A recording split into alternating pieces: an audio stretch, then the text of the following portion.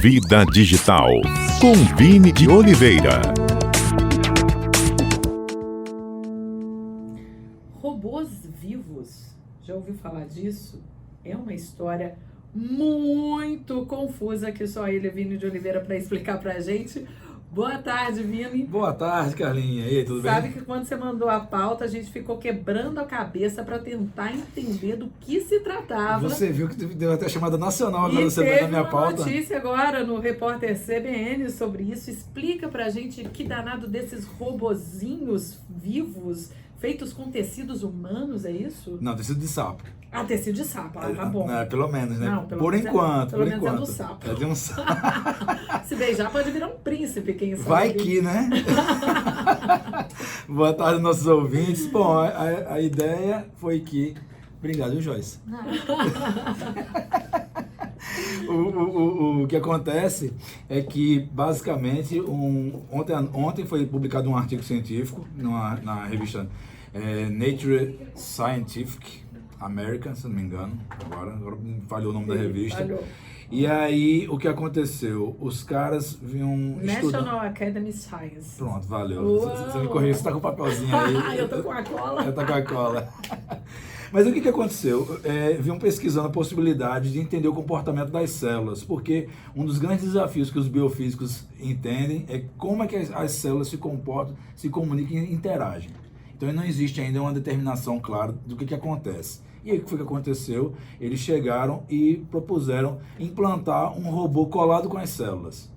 Então, são robôs, obviamente, microscópicos. Nós já falamos aqui em nanotecnologia, em algumas semanas atrás. Então, basicamente, isso é uma das grandes barreiras hoje da tecnologia. Não só pensarmos em escalas macroscópicas, em escalas grandes, como nós falamos semana passada, por exemplo, do drone, né, que a gente imaginava que o drone era uma coisa pequenininha. Supercomputadores também, supercomputadores. E a gente também uma outra grande barreira é das dimensões. Então são coisas muito pequenas. Então a ideia, no futuro próximo, possivelmente nós receberemos, por exemplo, uma injeção, um robô vai entrar na nossa corrente sanguínea, por exemplo, para analisar uma doença. Então a análise vai acontecer dessa forma. Então nessa primeira etapa aí, o que foi proposto? Pegaram células-tronco de sapos, pegaram essas células aí, que elas têm um comportamento... Mataram o sapinho? Não sei se mataram, posso dar uma pesquisada. O pesquisada. Soares está perguntando aqui se estão matando o sapo. Eu não sei, vou dar uma pesquisada, Soares. A gente Soares. espera que não, né, Soares?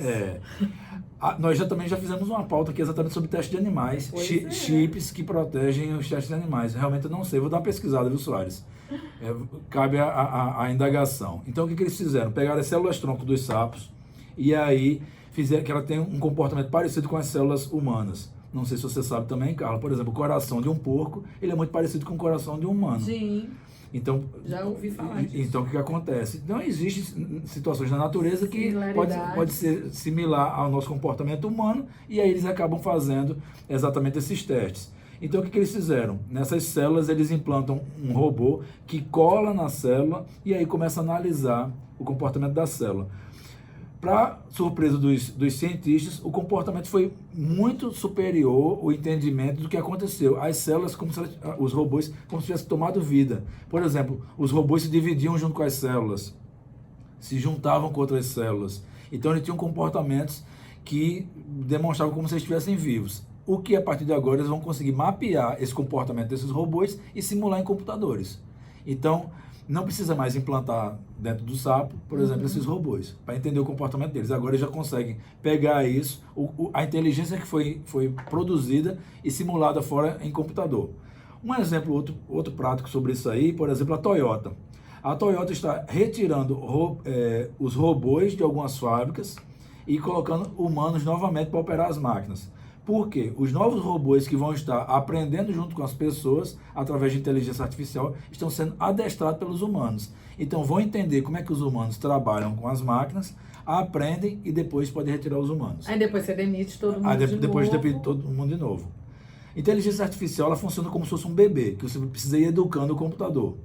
Então, a similaridade de um computador em aprendizado de inteligência artificial, ele acontece como se fosse de um humano. Ele vai aprendendo aos poucos. E depois de um certo momento, ele começa a tomar as suas próprias decisões a partir do aprendizado. Mas aí isso não é uma boa para os seres humanos que estão perdendo seus empregos.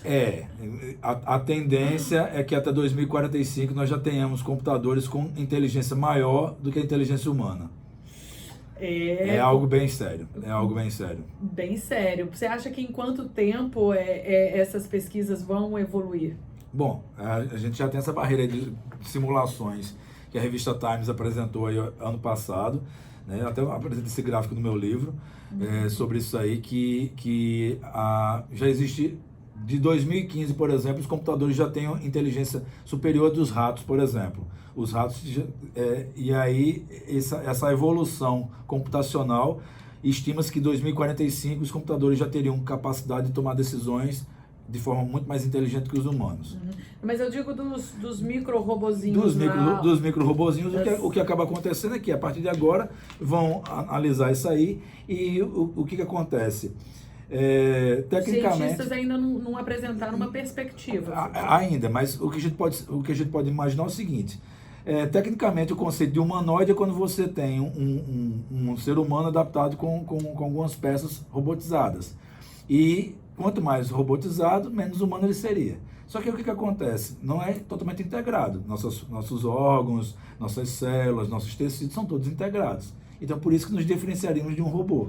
Só que o que acontece? Se os robôs eles começam a ter comportamentos humanos e se regeneram e se adaptam e têm comportamentos igual aos dos humanos, cada vez mais esses humanoides serão mais parecidos conosco e poderão nos substituir. Gente, isso é muito ficção científica na vida real, hein? Quem assistiu o Exterminador do Futuro já alguma vez, pois é exatamente quando tem aqueles tiroteios lá, o T-1000, ele leva um tiro, se esfarela, depois se regenera. É a mesma coisa que aconteceu com essas células nessa pesquisa científica.